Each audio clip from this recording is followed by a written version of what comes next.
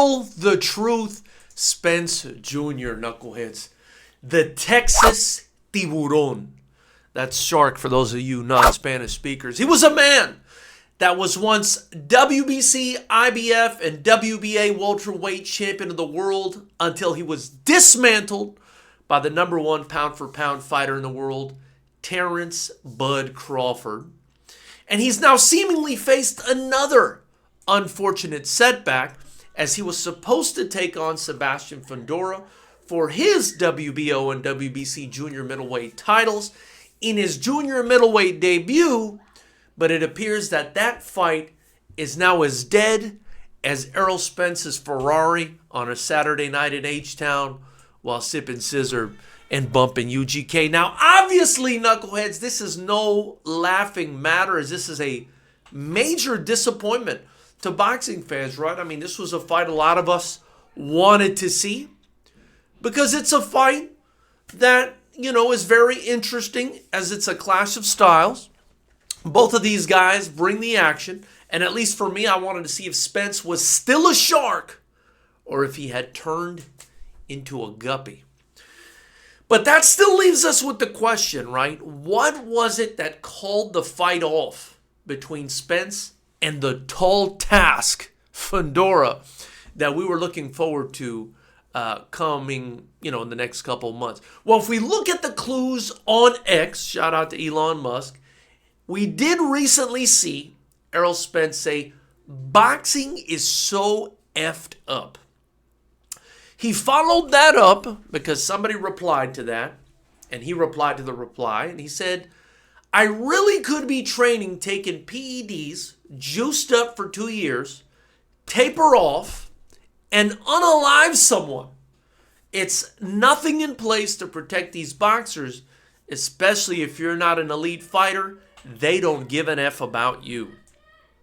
It would seem, based on these remarks, these posts, that Spence is frustrated with the sport for some reason. But is this in and of itself enough to indicate while the fight was off? No, it wasn't. So we kept digging, and then I saw a post by attorney and WBO president Gustavo Oliveri where we finally got some clarity. And he stated on X as well, the WBO would not sanction Fundora Spence due to the latter being, #1, inactive for 1 year and 5 months. #2, a TKO lost in last bout. #3, not rated in 154 pounds.